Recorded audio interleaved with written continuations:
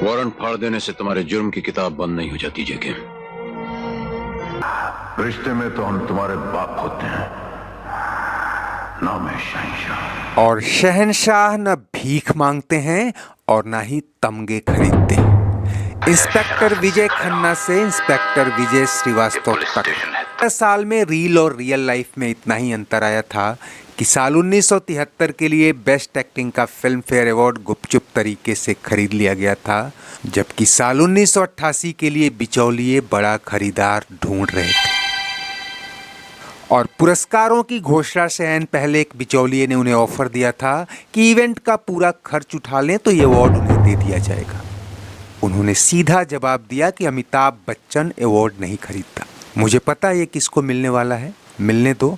उसके घर की छत पर तो पहले से ही पार्टी की तैयारी हो रही है। बोलो कौन है वो, बोलो बोलो कौन है वो। दोस्तों, मुझे भी इन बातों पर यकीन नहीं होता अगर ये खुलासा एक बड़े प्रोड्यूसर ने नहीं किया होता, क्योंकि ये अवार्ड जिसे मिला वो 73 वाले एक्टर से छोटी हस्ती नहीं था।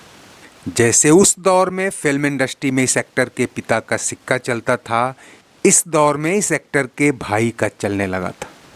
73 के अवार्ड के बिकने की बात पर भी कोई भरोसा नहीं करता अगर ऋषि कपूर ने खुद अपनी बायोग्राफी में ये खुलासा नहीं किया होता कि मैंने बॉबी के बेस्ट एक्टिंग का फिल्म फेयर अवार्ड 30,000 रुपये की रिश्वत देकर खरीदा था कि कहीं ये जंजीर के अमिताभ बच्चन को न मिल जाए। लेकिन इस बार जिस शख्स ने ये खुलासा किया वो अमिताभ बच्चन संग एक बड़ी फिल्म प्रोड्यूस कर चुका है और इंडस्ट्री में लंबे समय से काम कर रहा है। खुदा गवाह जैसी फिल्म बनाने वाले प्रोड्यूसर मनोज देसाई ने फिल्म क्रिटिक विक्की लालवानी के यूट्यूब चैनल पर पिछले दिनों ये खुलासा किया कि मेरी आंखों के सामने अमिताभ बच्चन ने फिल्म फेयर अवार्ड खरीदने का ऑफर ठुकरा दिया था। तो उनका ये बयान तमाम अखबारों और चैनलों की सुर्खियां बन गया। मैं और अमित जी साथ में बैठे हुए थे जब वो ये प्रोग्राम चल रहा था। राउफ आया मेरे पास और मुझे बोला धीरे से साइड में, अगर अमित जी को मैं ये अवार्ड दे दूं बेस्ट एक्टर का तो तुम ये पूरा पार्टी का खर्चा उठाओगे। रऊफ अहमद मेरे पास आए और मुझसे पूछा कि अगर मैं अमिताभ बच्चन को बेस्ट एक्टर का फिल्म फेयर दिलवा दूं तो क्या तुम इस पार्टी का पूरा खर्च उठाओगे। एक मिनट में गया अमित जी को, मनोज अमिताभ बच्चन खरीदता नहीं और मुझे मालूम है ये अभी किसके जाने वाला है, ये जाएगा अनिल कपूर के पास। अमिताभ ने यह भी कहा कि मुझे पता है कि पुरस्कार किसको जाएगा, ये अनिल कपूर को मिलेगा और उन्होंने पहले ही अपने घर की छत पर एक बड़ी पार्टी ऑर्गेनाइज कर रखी है। हालांकि देसाई यहाँ एक चूक कर बैठे। इंटरव्यू में उन्होंने कहा कि अनिल को ये अवार्ड मिस्टर इंडिया के लिए मिला था, लेकिन असल में ये अवार्ड उन्हें फिल्म तेजाब के लिए मिला था, क्योंकि मिस्टर इंडिया के साल यानी 87 के लिए तो अमिताभ फिल्म फेयर के लिए नॉमिनेट ही नहीं हुए थे और ना ही उस साल उनकी कोई फिल्म रिलीज हुई थी, बल्कि साल 88 के लिए अमिताभ बच्चन शहंशाह के लिए, अनिल कपूर तेजाब के लिए और आमिर खान कयामत से कयामत तक के लिए बेस्ट एक्टर कैटेगरी में नॉमिनेट हुए थे। तो निश्चित तौर पर यह बात साल 88 के अवार्ड्स के लिए थी, लेकिन तब तक अमिताभ बच्चन न तो फिल्म फेयर के लिए और ना ही फिल्म फेयर उनके लिए नया था और ना ही ये उनका पहला पुरस्कार होता। उन्हें 10 साल पहले यानी साल 1977 में फिल्म अमर अकबर एंथनी के लिए और 1 साल बाद डॉन के लिए बेस्ट एक्टिंग का फिल्म फेयर तो पहले ही मिल चुका था। लेकिन साल 1988 का अवार्ड उनके लिए इसलिए मायने रखता था कि तब शायद उन्हें इसकी सबसे ज्यादा जरूरत थी। ये उनके सुपर स्टारडम के लिए चुनौती भरे दिन थे। अगर शहंशाह हिट न हुई होती तो शायद वो अपने करियर के सबसे बुरे दिन देखते, जो दिन 10 साल बाद यानी साल 1997-98 में देखने को मिले। अंधेरी रातों में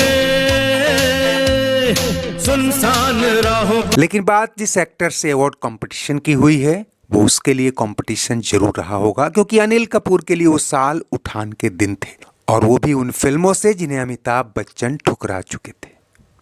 मिस्टर इंडिया तो सलीम जावेद ने लिखी ही थी अमिताभ बच्चन के लिए, लेकिन उन्होंने इन विजुअल कैरेक्टर वाला रोल पसंद नहीं किया और इस बात पर अमिताभ और सलीम जावेद की जोड़ी भी टूट गई थी। हालांकि क्रिटिक्स की नज़रों में अमिताभ के लिए दोनों ही फिल्में बड़ी मिस थीं, क्योंकि उन्होंने ही अनिल कपूर को बॉलीवुड का नया चमकता सितारा बना दिया था और माधुरी दीक्षित संग उनकी जोड़ी यूं चमकी कि अमिताभ माधुरी की 2 फिल्में ठंडे बस्ते में चली गईं।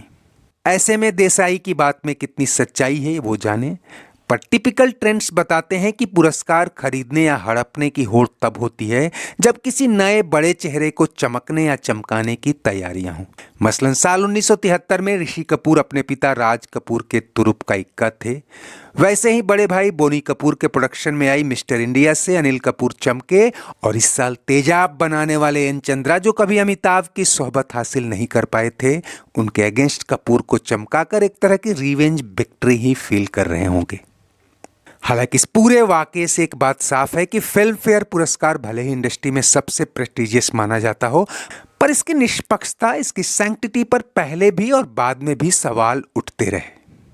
खैर, जहां तक बात शहंशाह और तेजाब की है, दोनों ही फिल्मों में दोनों ही की अदाकारी जबरदस्त थी, लेकिन हम यहाँ शहंशाह को अमिताभ बच्चन की कमबैक फिल्म के तौर पर देखें तो यह उनकी अब तक की फिल्मों के मुकाबले उनकी एक्टिंग को बड़ा कैनवास मुहैया कराती। डबल रोल का एक पहलू जहां एंग्री यंग मैन को तो दूसरा कॉमिक बच्चन को धारण किए हुए था। बीते करीब 1.5 दशक में उन्होंने दोनों ही कैरेक्टर्स से अपनी एक्टिंग का लोहा मनवाया था।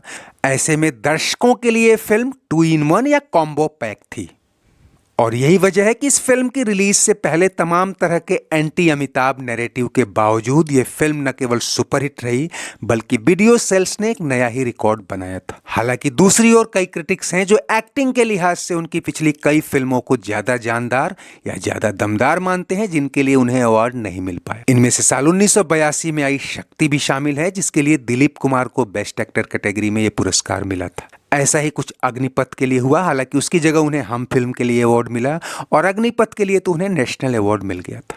खैर, पुरस्कारों की खरीद फरोख्त के आरोप प्रत्यारोप नए नहीं हैं और ना ही ये खत्म होने वाले हैं, लेकिन एक बात तय है, आप किसी के हाथों दिया जाने वाला सम्मान खरीद सकते हैं, लेकिन लोगों की नजरों में मिलने वाला सम्मान नहीं, क्योंकि उसे लंबे समय तक वही कायम रख पाएगा जो उसका असली हकदार होगा।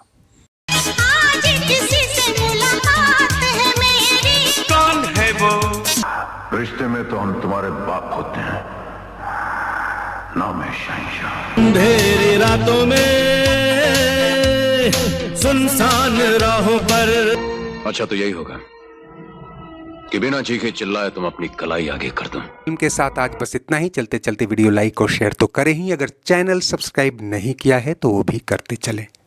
कमेंट बॉक्स में आपकी हर राय का स्वागत है। शुक्रिया, नमस्ते, आभार।